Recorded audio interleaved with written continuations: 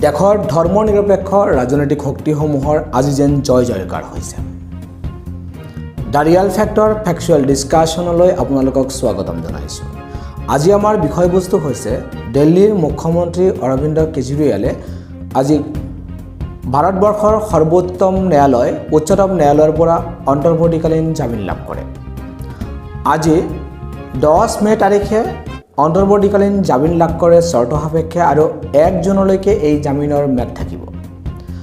দিল্লীৰ মুখ্যমন্ত্ৰী অৰবিন্দ কেজৰিৱালক চলিত বছৰৰ 21 মাৰ্চ তাৰিখে অৰ্থাৎ নিৰ্বাচনৰ ঠিক পূৰ্বৰ সময়খিনিত অৰবিন্দ কেজৰিৱালক ইডি এনফৰ্চমেণ্ট ডাইৰেক্টৰে তেওঁক গ্ৰেপ্তাৰ কৰিছিলে আৰু গ্ৰেপ্তাৰ কৰাৰ পিছতেই তেওঁ তিহাৰ জেলত বন্দী হৈ আছিল। দিল্লী উচ্চ ন্যায়ালয়তো তেখেতে ইয়াৰ কাৰণে জামিনৰ কাৰণে আবেদন জনাইছিলে, কিন্তু সেইখিনি পৰ্যায়তো তেওঁক জামিন আবেদন খাৰিজ কৰিছিলে দিল্লী উচ্চ ন্যায়ালয়ে। আজি অৱশেষত ভাৰতবৰ্ষৰ উচ্চতম ন্যায়ালয়ে তেওঁক অন্তৰ্বৰ্তীকালীন জামিন অৰ্থাৎ ইণ্টাৰিম বেল প্ৰদান কৰে। দিল্লীৰ মুখ্যমন্ত্ৰী অৰবিন্দ কেজৰিৱাল যেতিয়াই মুকলি আকাশৰ তললৈ আহিছে, যেন ক'ৰবাত নহয় ক'ৰবাত ধৰ্ম নিৰপেক্ষ ৰাজনৈতিক শক্তিসমূহৰ উত্থান ঘটিবলৈ লৈছে। ইতিমধ্যে ভাৰতবৰ্ষৰ যি সৰ্ববৃহৎ যি উৎসৱ সেয়া হৈছে লোকসভা নিৰ্বাচন 2024, সেয়া চলিত অৱস্থাত আছে। ইতিমধ্যে 3টা পৰ্যায়ৰ নিৰ্বাচন সম্পন্ন হৈছে। প্ৰায় অৰ্ধেক সংখ্যক লোকসভা আসনত ইতিমধ্যে নিৰ্বাচন অনুষ্ঠিত হৈ গৈছে। চলিত যিমানখিনি নিৰ্বাচন অনুষ্ঠিত হৈ গৈছে, এই গোটেইখিনি নিৰ্বাচনী সমষ্টিসমূহত আমি যিমান দূৰ খবৰ লাভ কৰিছোঁ, ইয়াতে কিন্তু ইণ্ডিয়া মৰ্চাৰ জয় জয় ময় অৱস্থা পৰিলক্ষিত হৈছে।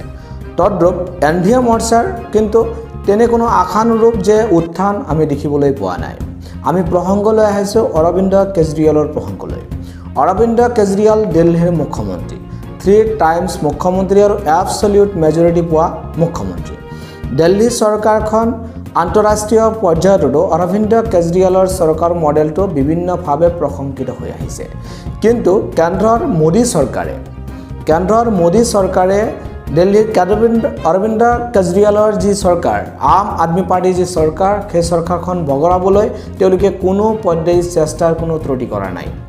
ইতিমধ্যে দিল্লীৰ স্বাস্থ্যমন্ত্ৰী, দিল্লীৰ শিক্ষামন্ত্ৰী, তাৰপিছত দিল্লীৰ আম আদমি পাৰ্টিৰ ৰাজ্যসভাৰ সাংসদক ইডিয়ে গ্ৰেপ্তাৰ কৰিছিলে আৰু ইয়াৰ পিছত অৰবিন্দ কেজৰিৱালকো গ্ৰেপ্তাৰ কৰিছিলে।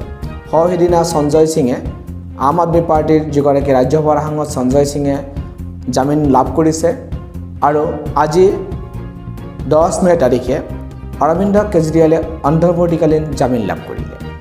আমাৰ বিষয়বস্তুটো হৈছে চলিত 2024 এই লোকসভা নিৰ্বাচনত দিল্লীত, য'ত অৰবিন্দ কেজৰিৱালৰ দিল্লীৰ মুখ্যমন্ত্ৰী আৰু সেই দিল্লীত টোটেল 7টা লোকসভাৰ আসন আছে। তাত কংগ্ৰেছ আৰু আম আদমি পাৰ্টিয়ে মিত্ৰতাৰে ইণ্ডিয়া মৰ্চাৰ হৈ তেওঁলোকে নিৰ্বাচনত অংশগ্ৰহণ কৰিবৰ কাৰণে তেওঁলোকে সম্পূৰ্ণ প্ৰস্তুতি কৰিছে। এতিয়া কথাটো হৈছে যে কেন্দ্ৰৰ মোদী চৰকাৰে যেনেকৈ নহওক ইণ্ডিয়া মৰ্চাক দুৰ্বল কৰিবৰ কাৰণে কোনো ফালৰ পৰা তেওঁলোকে চেষ্টাৰ ত্ৰুটি কৰা নাছিল। ঝাৰখণ্ডৰ মুখ্যমন্ত্ৰী শিবু সোৰেনক তেওঁলোকে গ্ৰেপ্তাৰ কৰিছে। আজিৰ ডেটলৈকে শিবু সোৰেন জেলত আবদ্ধ হৈ আছে। ঝাৰখণ্ড মুক্তি মৰ্চাৰ সেইগৰাকী নেতা তথা ঝাৰখণ্ডৰ মুখ্যমন্ত্ৰীয়ে অদ্যাপি জেলৰ পৰা ওলাব পৰা নাই, মানে নিৰ্বাচনী যি প্ৰচাৰ, সেই প্ৰচাৰত অংশগ্ৰহণ কৰিবলৈ অসমৰ্থ হৈছে। তদ্ৰূপ দিল্লীৰ মুখ্যমন্ত্ৰী অৰবিন্দ কেজৰিৱাল অবিহনে অৰ্থাৎ আম আদমি পাৰ্টিৰ মুখ্য সমন্বয়ক অবিহনে আম আদমি পাৰ্টিয়ে ভাৰতবৰ্ষৰ নিৰ্বাচনত তেওঁলোকে অংশগ্ৰহণ কৰিছে। এতিয়া কথাটো হৈছে যে যিটো সময়ত 2014-2019 ভাৰতবৰ্ষত এক মোদীময় পৰিৱেশ আছিলে, কিন্তু এইবাৰৰ নিৰ্বাচনত যেন সম্পূৰ্ণতাৰ ব্যতিক্ৰম। যি 3টা লোকসভা নিৰ্বাচনৰ 3য় পৰ্যায়লৈকে নিৰ্বাচন অনুষ্ঠিত হৈ গ'ল, এই নিৰ্বাচনবোৰত কিন্তু মোদীময় যিটো পৰিৱেশ ভাৰতবৰ্ষত, সেইটো কিন্তু আমি এতিয়ালৈকে দেখিবলৈ পোৱা নাই। আজি তাতে ভোটৰ ওপৰত দানৱ পৰা দি এনডিএ মৰ্চা আৰু মোদীয়ে কৈছে যে আগলি বাৰ 400 পাৰ মানে এইবাৰৰ নিৰ্বাচনত 400টা লোকসভাৰ আসন তেওঁলোকে লাভ কৰিব বুলি কৈছে। এয়া বিজেপিৰ কাৰণে এক অলিক কল্পনা, কিন্তু হয় এয়া গদি মিডিয়া যে আছে ভাৰতবৰ্ষত তেওঁলোকৰ কাৰণে কিন্তু এটা বাস্তৱ পৰিকল্পনা। তেওঁলোকে য'ত একোৱেই নাই তাতেই বহুত কিবা কিবি তেওঁলোকে দেখুৱাই মানুহৰ মাজত মানুহৰ লগত সাইকোলজিকেল গেম খেলে, আৰু এই সাইকোলজিকেল গেম খেলি বিজেপিক সকলো ফালৰ পৰা জিকোৱাৰ কাৰণে তেওঁলোকে কোনো চেষ্টাৰ ত্ৰুটি কম কৰা নাই। কিন্তু অধ্যপি ভাৰতবৰ্ষৰ জনসাধাৰণে গদি মিডিয়াক সম্পূৰ্ণৰূপে বয়কট কৰা এক পৰ্যায় পৰিলক্ষিত হৈ আহিছে।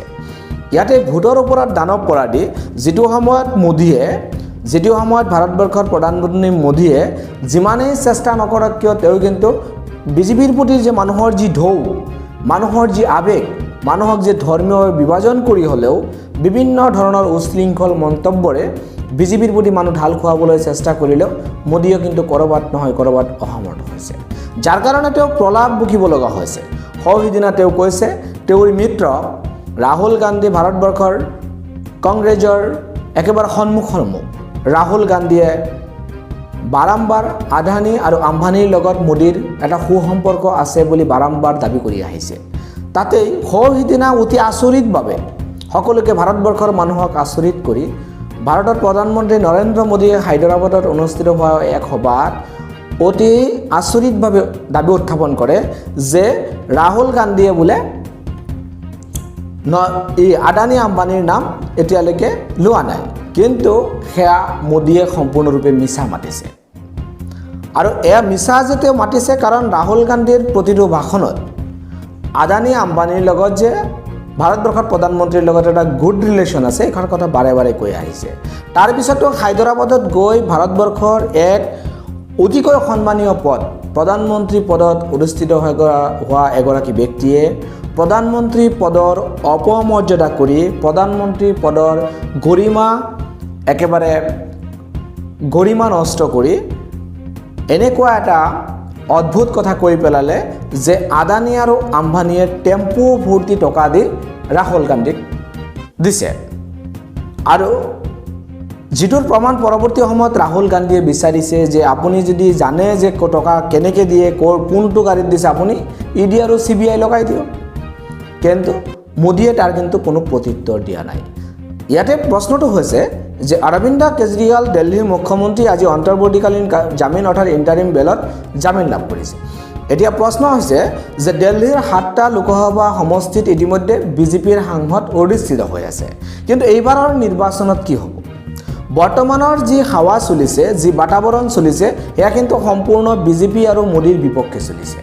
কাৰণ দেশৰ যিবোৰ বেছিক সমস্যা যে কৃষকৰ সমস্যাই হওক বা শ্ৰমিকৰ সমস্যাই হওক বা চাকৰিৰ সমস্যাই হওক, নিবনুৱাৰ সমস্যাই হওক, দেশক মূল্যবৃদ্ধিৰ সমস্যাই হওক, এইবোৰ সমস্যাক বিজেপিয়ে যেন ক'ৰবালৈ ঠেলি পঠিয়াইছে। তাৰ বিপৰীতে প্ৰধানমন্ত্ৰী মোদীয়ে কৈছে যে যদি কংগ্ৰেছৰ চৰকাৰ আহে বা এনডিএ মৰ্চাৰ চৰকাৰ আহে তেতিয়াহ'লে ভাৰতীয় ক্ৰিকেট দলত মুছলিম লোকসকলক স্থান প্ৰদান কৰিব। এক নাবুত নাস্ৰতকতা ক্ৰিকেটৰ লগত ধৰ্মৰ সম্পৰ্ক অনাটো ভাৰতবৰ্ষৰ প্ৰধানমন্ত্ৰী হৈ ক্ৰিকেটৰ লগত ধৰ্মৰ সম্পৰ্ক অনা এয়া প্ৰধানমন্ত্ৰী পদৰ মানে পৰাপক্ষত প্ৰধানমন্ত্ৰী পদৰ গৰিমা হানি কৰা। তো আমাৰ কথাটো হৈছে যে অৰবিন্দ কেজৰিৱাল যেতিয়া দিল্লীত প্ৰৱেশ কৰিব, ইতিমধ্যে তিহাৰ জেলৰ পৰা মুক্তি হৈ দিল্লীলৈ ৰাওনা হৈছে। অৰবিন্দ কেজৰিৱাল যেতিয়া দিল্লীত প্ৰৱেশ কৰিব, দিল্লীৰ যিটো ৰাজনৈতিক বাতাবৰণ, পাঞ্জাৱৰ যিটো ৰাজনৈতিক বাতাবৰণ সম্পূৰ্ণ দৃশ্যপট সলনি হৈ যাব। ইতিমধ্যেই উত্তৰ প্ৰদেশতো তদ্ৰুপ ৰাজনৈতিক বাতাবৰণ যেন ক্ৰমাগতভাৱে চেঞ্জ হৈ গৈছে। উত্তৰ প্ৰদেশৰ যি ৰাজনৈতিক বাতাবৰণ, উত্তৰ প্ৰদেশৰ 80টা লোকসভা সমষ্টিৰ গৰিষ্ঠ সংখ্যক সিট যোৱা 2019 আৰু 2014 বিজেপিয়ে লাভ কৰিছিল। এইবোৰ কিন্তু সম্পূৰ্ণ প্ৰতিকূল বাতাবৰণ চলি আছে। বিজেপিয়ে এইবাৰৰ যি নিৰ্বাচন অনুষ্ঠিত হৈ আছে, চলিত লোকসভা নিৰ্বাচন, এই চলিত লোকসভা নিৰ্বাচনত বিজেপিয়ে চাৰিওফালৰ পৰা মাদমাৰ খাই আহিছে। তাৰো মাজত ভোটৰ ওপৰত দানৱ পৰা দি কেজৰিৱালে যাতে নিৰ্বাচনী প্ৰচাৰ কৰিব নোৱাৰে তাৰ কাৰণে কেন্দ্ৰীয় সংস্থাসমূহৰ জৰিয়তে কেজৰিৱালক গ্ৰেপ্তাৰ কৰাৰ অভিযুক্ত বিদ্যমান বিজেপিৰ ওপৰত আছে আৰু যেতিয়াই কেজৰিৱালক গ্ৰেপ্তাৰ কৰিছে আৰু কেজৰিৱাল যেতিয়াই ইণ্টাৰিম জামিনত মুক্তি লাভ কৰিছে আৰু দিল্লী তথা পাঞ্জাবৰ নিৰ্বাচনত দলীয় প্ৰাৰ্থীৰ হৈ নিৰ্বাচনী প্ৰচাৰ চলোৱাৰ কাৰণে অনুমতি লাভ কৰিছে তো আল্টিমেটলি গোটেই বিজেপিৰ মানে এনডিএ মৰ্চাই সম্পূৰ্ণ বিপাঙত পৰা যেন পৰিলক্ষিত হৈছে আৰু এই বিপাঙৰ পৰা মুক্তি হোৱাৰ যেন কৰবাত ৰাস্তা নাই বিগত দিনসমূহত প্ৰধানমন্ত্ৰী মোদীয়ে ক'বলৈ গ'লে তৃতীয় পৰ্যায়ৰ লোকসভা নিৰ্বাচনৰ পিছত প্ৰধানমন্ত্ৰী মোদীৰ যেন কৰবাত নহয় যেন ক'ত কি কৈ আছে একো যেন থান ঠিক নাই ইয়াৰ পৰা এটা বস্তু স্পষ্ট হৈ পৰিছে যে ভাৰতবৰ্ষৰ মানুহে ইমান হৈচৈ কৰা কথা আৰু যিবোৰ কথা পালন কৰিব নোৱাৰে সেইবোৰ কথা ভাৰতবৰ্ষৰ জনসাধাৰণে মানি নলয় আমি বহুত ফেষ্টুন দেখিবলৈ পাইছোঁ বহুত বেনাৰ দেখিবলৈ পাইছোঁ এইবাৰৰ নিৰ্বাচন মোদীৰ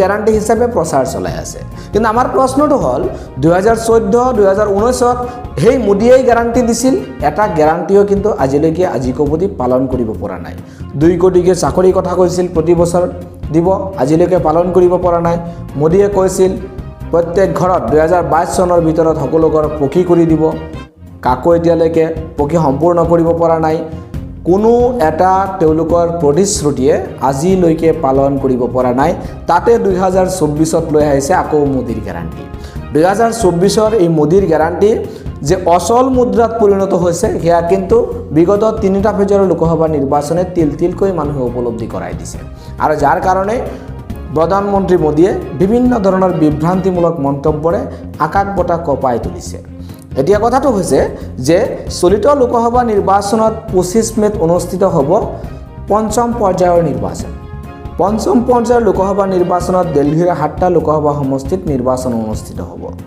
এতিয়া কি হ'ব এই 7টা লোকসভা সমষ্টি বৰ্তমানলৈকে আমি যিমান দূৰ খবৰ লাভ কৰিছোঁ দিল্লীৰ এই 7টা লোকসভা সমষ্টিতে বিজেপিয়ে পৰাজয় বৰণ কৰাৰ পূৰ্ণ সম্ভাৱনা আছে কাৰণ বিজেপিয়ে এই 7টা লোকসভা সমষ্টিৰ কোনো এটাতেই বহুল যে জনপ্ৰিয়তা লাভ কৰিব তেনেকুৱা কোনো জনপ্ৰিয়তা লাভ কৰিব নোৱাৰে আৰু অৰবিন্দ কেজৰিৱালে যেতিয়াই দিল্লীৰ লগতে অন্যান্য ষ্টেটতো নিৰ্বাচনী প্ৰচাৰৰ অনুমতি লাভ কৰিব পৰাপক্ষত ধৰ্ম নিৰপেক্ষ যিবোৰ ৰাজনৈতিক শক্তি সেই শক্তিসমূহৰ যেন উত্থান ঘটিব এইবাৰৰ নিৰ্বাচনত এনেকুৱা ভাবিব নোৱাৰা যেন কৰবাত ভাবিব নোৱাৰা মানুহৰ ইণ্ডিয়া মৰ্চাৰ প্ৰতি মানুহৰ মোহ বাঢ়ি গৈছে মানুহৰ সমৰ্থন বাঢ়ি গৈছে আৰু এনেকুৱা জনসমৰ্থন বাঢ়ি গৈছে যে ইণ্ডিয়া মৰ্চাই 2024 লোকসভা নিৰ্বাচনত তেওঁলোকে নিৰংকুশ সংখ্যাগৰিষ্ঠতা লাভ কৰিব তাক কোনেও নৈ কৰিব নোৱাৰে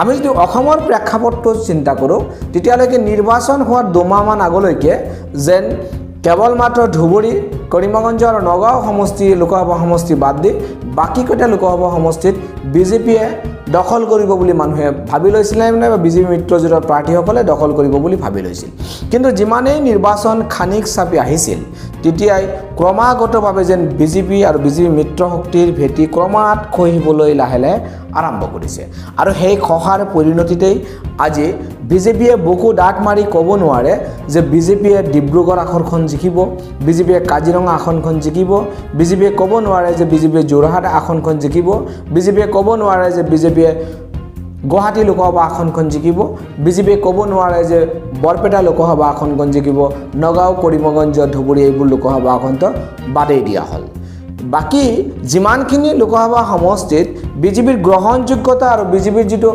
প্ৰভাবিলিটি য'ত বেছি আছিলে তাতেই কিন্তু বিজেপিয়ে মাদমাৰ খাব লগা হৈছে আৰু এনেকুৱা পৰ্যায়ত যদি বিজেপিয়ে মাদমাৰ অল অভাৰ ইণ্ডিয়াত খাব লগা হয় তেতিয়াহ'লে কিন্তু আগন্তুক লোকসভা নিৰ্বাচনত বিজেপিয়ে 200 স্কোৰ আগলিবাৰ 400 পাৰ এই নাৰা যিটো লগাইছিলে এই নাৰাটো এক অসম্ভৱ অবাস্তৱত পৰিণত হ'ব আৰু বিজেপিয়ে কিজানিবা 200 স্কোৰলৈ 200 স্কোৰ ক্ৰছ কৰিব নোৱাৰা এটা পৰিৱেশ সৃষ্টি হ'ব পাৰে অৰ্থাৎ 200 স্কোৰ নাপালেও একো বৰ্তমানৰ যিটো বাতাবৰণ চলি আছে একো আচৰিত হ'ব লগা নহ'ব তো আমাৰ আজিৰ এই ফেক্সুৱেল ডিছকাশ্যনত আমি এইখিনি আলোচনা কৰিলোঁ যে অৰবিন্দ কেজৰিৱাল যেহেতুকে অন্তৰিম ইণ্টাৰিম জামিন লাভ কৰিছে অৰ্থাৎ অন্তৰ্বৰ্তীকালীন জামিন লাভ কৰিছে।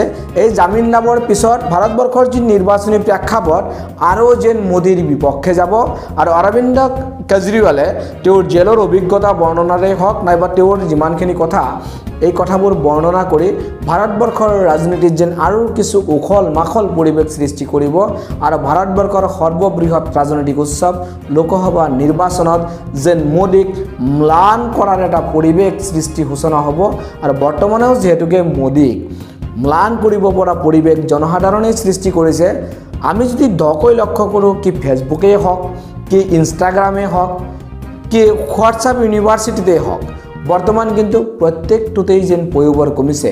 গদি মিডিয়াও কিছু গদি মিডিয়া এতিয়া অধ্যপিয়ে বিজেপিৰ যিটো প্ৰমোশ্যন এই প্ৰমোশ্যনটো লাহে লাহে বাদ দিয়াৰ মানে পৰ্যায়ত তেওঁলোকে উপবিষ্ট হৈছে। ইয়াৰ পৰা এটা বস্তু অনুমেয় হয় যে চলিত 2024 লোকসভা নিৰ্বাচনত বিজেপিৰ বিদায় মোটামুটি সুনিশ্চিত হৈছে, যাৰ কাৰণে ভাৰতৰ প্ৰধানমন্ত্ৰীয়ে বিভিন্ন ধৰণৰ বিভ্ৰান্তিমূলক মন্তব্য অশোভনীয় মন্তব্য দি ভাৰতবৰ্ষৰ ৰাজনৈতিক বাতাবৰণ আৰু কিছু লেতেৰা পৰ্যায়লৈ লৈ গৈছে।